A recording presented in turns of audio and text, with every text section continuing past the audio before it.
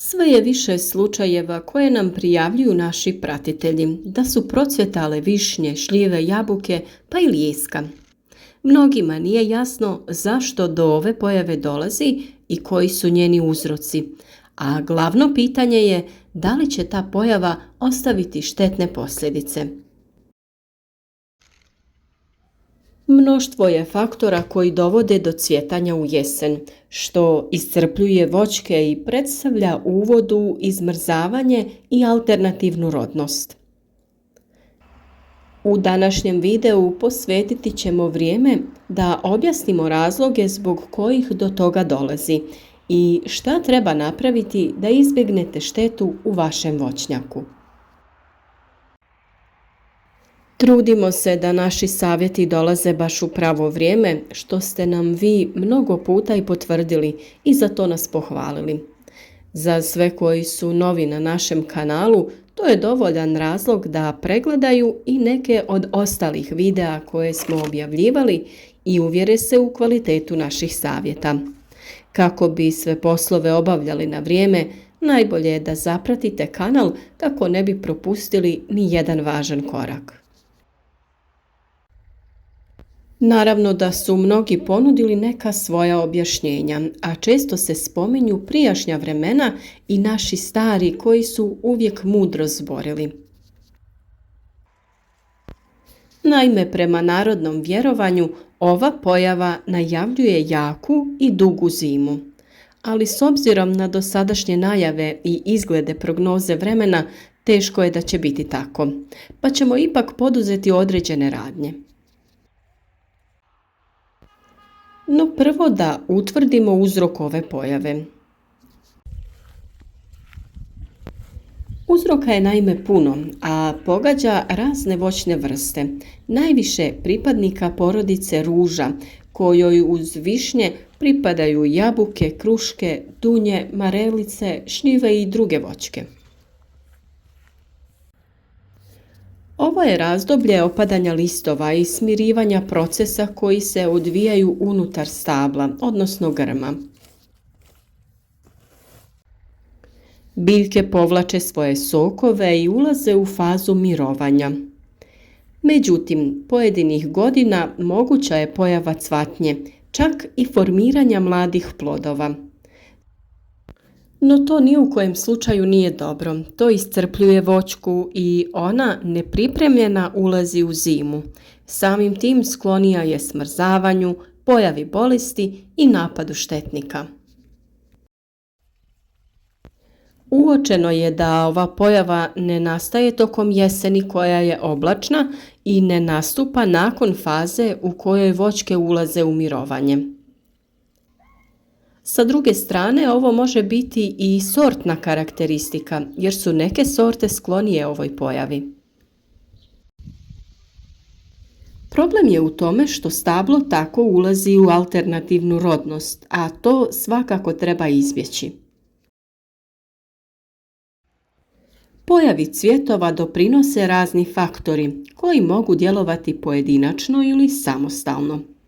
Može se reći da vanjski faktori doprinose poremećaju koji se uočava kroz pojavu cvjetova. Najčešći razlog je promjena temperature i vlažnost. Kada nakon suhog vremena tokom augusta dođe do nagle promjene vlažnosti, padalina, ali se i dalje zadrži toplo vrijeme, možemo očekivati pojavu cvjetova. Isto je i u slučaju naglog zahlađenja, a nakon toga bude duže razdoblje toplog vremena. Intenzitet direktne insolacije može biti također okidač, ali i izloženost stabla raznim zagađivačima i promjeni sastava zraka koji cirkulira. U nekim slučajevima do cvjetanja dolazi nakon nevremena koje nanosi mehaničko oštećenje, ali i zbog napada štetnika, posebno insekata, ili pak zbog pogrešne primjene gnojiva za prihranu. Svjedoci smo da je ova godina bila jako nepredvidiva, neuobičajena. Različite vremenske nepogode koje su dolazile u vrijeme iznimno visokih temperatura zraka. Ljeto je bilo vruće i nakon određenog sušnog perioda došlo je do nekoliko uzastopnih kišnih dana sa zahlađenjem. Sve to je najvjerovatnije ostavilo posljedice na dosta voćnih vrsta. A sada dolazimo do pitanja šta možemo napraviti. Naime, cvjetanje u ovom razdoblju nanosi veliku štetu stablima i grmovima i potrebno ju je izbjeći ili sanirati nastalu štetu, kako stablo ne bi ušlo u alternativnu rodnost, smrzlo se ili zbog smanjenog imuniteta napadnuto od štetnika, stradalo zbog infekcija. Vrlo je važno kvalitetno i na vrijeme odraditi prihranu voćaka. Redovno obavljati ovaj postupak kako bi biljka uvijek imala izvor hranjiva kada joj je to najpotrebnije. O temi prihrane u jesen smo već govorili, ali ćemo o tome pričati i u danima koji su pred nama, jer sada je vrijeme da to i obavimo. Kada izgubimo cvjetne pupoljke, izgubili smo i urod. Da bi to spriječili, u drugoj polovini vegetacije mijenja se sastav gnojiva kojim obavljamo prihranu. Smanjuje se sadržaj dušika i povećava kalija, fosfora i drugih nutrijenata koji će osigurati bolje sazrijevanje plodova, ali i mladica, zacjeljivanje rana od opalih listova i ubranih plodova, nakupljanje više suhe tvari u stablu, što osigurava pripremu za niske temperature koje slijede. Provodi se i kontrola štetnika i bolesti. Ovaj savjet će vam najviše koristiti u narednoj godini kada ove poslove možete na vrijeme odraditi.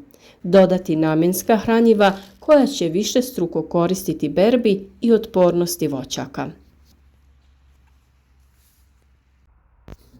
Tokom ovog razdoblja, a i tokom zimskog i proljetnog perioda, u zemlju oko voćaka možete dodati i pepeo nastao sagorijevanjem drveta. To će biti korisno svima onima koji se za grijanje koriste drvima, pa imaju izvor pepela. Nemojte koristiti pepeo nastao sagorijevanjem uglja ili peleta, jer taj pepeo nije koristan za biljke.